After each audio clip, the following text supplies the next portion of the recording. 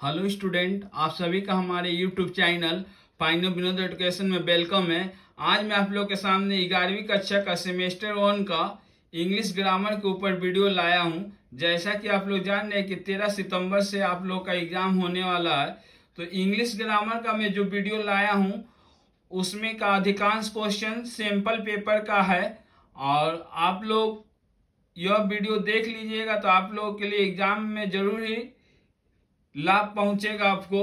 पहला क्वेश्चन है, which part of speech is the word compose in the title compose upon Westminster bridge. पूछ रहा है कि कंपोज इसमें से क्या है, नाउन है कि वर्ब है कि एडजेक्टिव है कि एडवर्ब है। तो यहाँ पर इसका राइट आंसर होगा वर्ब होगा। कंपोज का मतलब होता है रचना करना। जिसमें क्या हो जाए, ना आ जाए, वो काम क्या होता है, वर्ब होता है। अगर जिसको समझ में नहीं आए तो वो स्टूडेंट क्या करेंगे, लास्ट में अगर देखेंगे डी है तो वो वर्ब ही होगा। और नाउन का मतलब संज्ञा, एडजेक्टिव माने विशेषण। अगला क्वेश्चन है, आइडेंटिफाई मैंने पहचान the verb in the sentence the astrologer predicted the future accurately. पूछा है, क्या पूछा है, वर्ब पूछा है। तो एस्ट्रोलॉजर होगा, फ्यूचर होगा, एक्यूरेटली होगा। इसका राइट आंसर क्या होगा, प्रिडिक्टेड माने क्या होता है, भविष्यवाणी करना। यदि किसी स्टूडेंट को समझ में नहीं आए तो एक साइन है वर्ब पहचानने का, उसमें डी रहेगा, ईडी रहेगा या एस या ईएस जुटा रहता है तो वो क्या होता है, वर्ब ही अधिकतर होता है।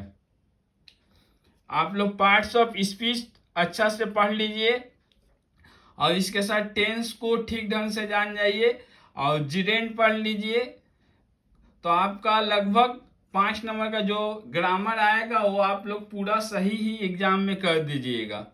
अगला है, the tent of the tehsildar with date of the swami on one side and my on the other was generally placed near some advantage spot for lighting of the evening fire. Find out the gerund. तो जीरेंड को हम कैसे पहचानेंगे, जीरेंड को हम पहचानेंगे कैसे। जीरेंड को पहचानने का नियम है कि उसमें आईएनजी जुटा रहना चाहिए और जीरेंड क्या होना चाहिए, नाउन होना चाहिए।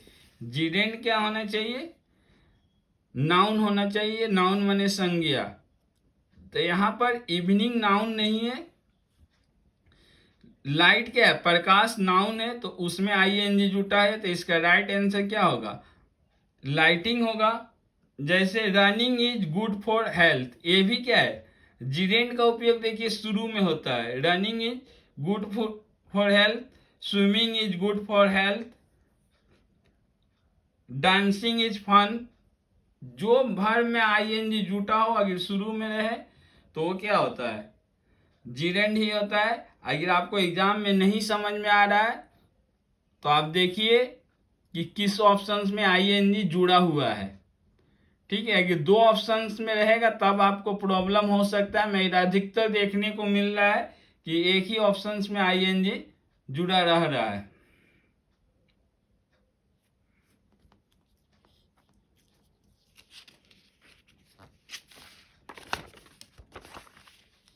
अगला क्वेश्चन है, what is the correct form the verb in the following sentence. The Swami and sister Nivedita to a temple together. स्वामी और सिस्टर निवेदिता क्या है, साथ में क्या है,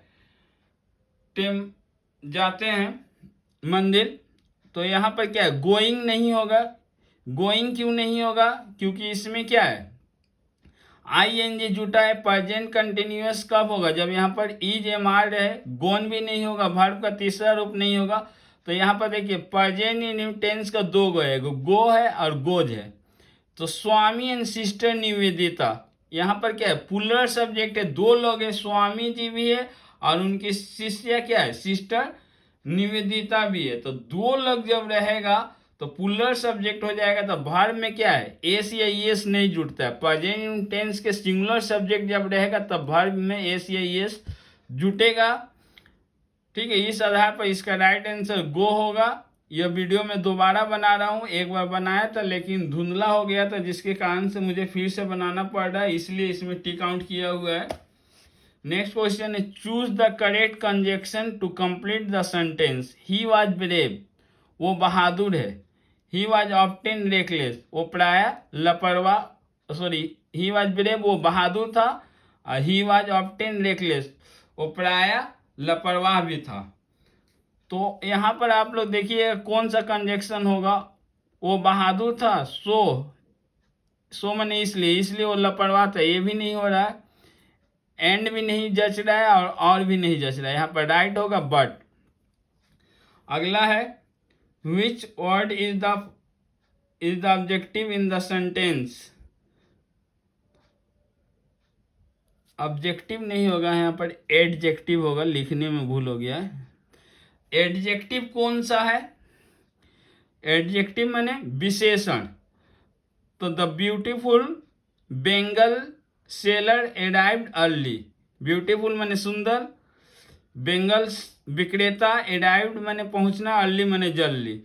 तो विशेषण कौन होता है, एडजेक्टिव कौन होता है, जो किसी का विशेषता बताए, जैसे ब्यूटीफुल गर्ल, स्ट्रॉन्ग बॉय। ठीक है, तो यहाँ पर एडजेक्टिव कौन होगा, ब्यूटीफुल होगा। जो किसी का भी विशेषता बताए वही एडजेक्टिव होगा। अगला है, what tense is use in the phrase.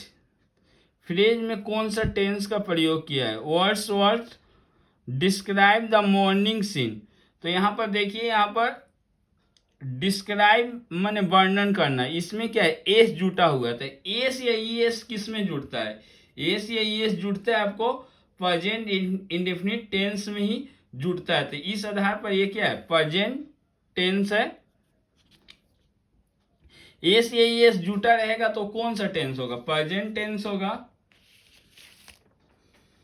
Question number 8 है, which conjunction correctly complete this sentence. Macbeth is ambitious, its leads to his downfall. तो यहाँ पर भी बट ही सुटेबल है। एम्बिशियस माने वो महत्वाकांक्षी था, लेकिन जिसके कारण से क्या है, उसका डाउनफॉल हो जाता है। अगला देखिए, for she who has journeyed through life midway, the tense from use in this sentence is. तो जिसमें भी आपको हैज आ जाएगा और क्रिया में ईडी रहेगा, वो कौन सा होता है, प्रेजेंट परफेक्ट टेंस होता है। कैसे हम जाने, क्योंकि प्रेजेंट परफेक्ट टेंस का पहचान है सब्जेक्ट प्लस हैज या अब्लिक है, वर्ब का तीसरा रूप। तो यहाँ पर क्या है, हैज है, अब वर्ब में तीसरा रूप लगा है, तो इसलिए क्या है, प्रेजेंट परफेक्ट टेंस है। उसके बाद these bangles represent bright and happy life, change the voice. इसको क्या करना है, आपको वॉइस में बदलना है। तो ये पहले हम देखेंगे कौन सा टेंस में है। तो ये क्या है, रिप्रेजेंट माने ये प्रेजेंट टेंस में है। तो प्रेजेंट टेंस का जब वॉइस चेंज करते तो उसका नियम क्या है, object plus is am are में से कोई एक, फिर वर्ब का तीसरा रूप, फिर बाय, अब फिर क्या होता है, सब्जेक्ट होता है। तो उस आधार पर हैव बीन और विल बी, ए और डी नंबर क्या होगा, इसका आंसर नहीं होगा। अब ब्राइट एंड हैप्पी लाइफ के साथ हम देखेंगे, पहले ऑब्जेक्ट क्या हो गया, ब्राइट एंड लास्ट वाला लेते हैं, ब्राइट एंड हैप्पी लाइफ, इसके साथ क्या सुटेबल होगा, इज ही होगा, इज। फिर वर्ब का तीसरा रूप, रिप्रेजेंट में क्या है, ईडी जुड़ जाएगा तो वर्ब का तीसरा रूप हो जाएगा। फिर बाय, और सब्जेक्ट कौन है, दिस बेंगल्स। तो इसका राइट आंसर होगा आपको बी नंबर। अगला क्वेश्चन है, bangle sellers are we who bear our shining loads to the temple fair, identify the participle used here. Participle और जीरेंड में ज़्यादा अंतर नहीं है, दोनों में आईएनजी लगा रहता है, लेकिन पार्टिसिपल में क्या है, आईएनजी नहीं ईडी भी रहता है। तो यहाँ पर आईएनजी वाला एक ही है साइनिंग, तो हम लोग साइनिंग में टिक कर देंगे। बेंगल्स भी नहीं होगा, सेलर्स भी नहीं होगा, फेयर भी नहीं होगा। तो पार्टिसिपल का क्या परिभाषा होता है, उसमें वर्ब और ऑब्जेक्टिव होना चाहिए, और जिरेंड में क्या होना चाहिए, नाउन होना चाहिए। ठीक है, जिरेंड में क्या होगा, नाउन होगा, पार्टिसिपल में क्या होगा, वर्ब या ऑब्जेक्टिव होगा, और आईएनजी दोनों में जुटा रहता है, लेकिन पार्टिसिपल में कभी कभी ईडी भी रहता है। अगला क्वेश्चन है 12 number, surely the second coming is, यहाँ पर क्या होगा, प्रीपोजिशन भरना है, इन, ऑन, एट, ऑफ। तो क्या इसका राइट आंसर एट ही होना चाहिए, एट हैंड। नेक्स्ट क्वेश्चन है the darkness drops again, rewrite the present perfect tense. ये क्या है, प्रेजेंट इंडेफिनिट में है, एस लग गया तो क्या है, प्रेजेंट इंडेफिनिट टेंस में आप लोग टेंस का पूरा ज्ञान रखिए, तब जाके आपको कहीं भी जीवन में असुविधा नहीं होगा, और एग्जाम में भी आपको सुविधा होगा, लेटर लिखने में भी सुविधा होगा। जिस तरह आप हिंदी में भी कुछ लिखते हैं उस तरह इंग्लिश में भी लिख पाइएगा। तो प्रेजेंट परफेक्ट टेंस का नियम क्या है, सब्जेक्ट हैज या हैव, फिर वर्ब का तीसरा रूप। तो हैज कहाँ है, सी नंबर में है। हैज बीन क्यों नहीं होगा, क्योंकि वो होता है प्रेजेंट परफेक्ट कंटिन्यूअस टेंस में होता है। तो इसका राइट आंसर क्या होगा, the darkness has dropped. Drop से क्या हो गया, क्रिया का तीनों रूप भी आपको ख्याल रखना पड़ेगा अगेन। तो इसका राइट आंसर होगा आपका सी नंबर, वर्ब का जो है तीनों रूप भी आपको ख्याल रखना होगा, तब जाके आप एग्जाम में अच्छा कर पाइएगा। अमरनाथ जगह है जहां पर श्रद्धालु लोग जाते हैं। Remarkable for he simplicity and closeness to nature, was था, अभी भी तो है अमरनाथ।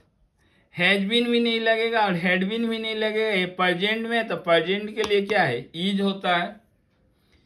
उसके बाद लास्ट क्वेश्चन जिरेंड से है, within our little party there was too much feeling of delighted, congratulations, find out the जिरेंड। जिरेंड का मैं बताया हूं कि आईएनजी रहे, देखिए यहाँ पर 4 ऑप्शन दिए, लिटिल, मच, फीलिंग, डिलाइटेड। तो आईएनजी क्या है, फील में ही आईएनजी जुटा हुआ था, इस आधार पर इसका राइट आंसर होगा फीलिंग होगा। जब एक जगह आईएनजी है तो आप 1 नंबर आराम से गिर आपको देगा एग्जाम में जिरेंड, तो इस बार 1 नंबर आराम से आप लोग उठा लीजिएगा। और नाउन कैसे पहचानिएगा, ईडी रहेगा, एस या एस जुटा रहेगा। ऑब्जेक्टिव क्या करता है, उसका विशेषता बतलाता है। यदि वीडियो अच्छा लगे तो वीडियो को लाइक करें तथा ऐसे वीडियो को देखने के लिए हमारे चैनल को सब्सक्राइब करें। मैं जल्द ही ऐसा वीडियो और लेकर आऊँगा आप लोगों के लिए।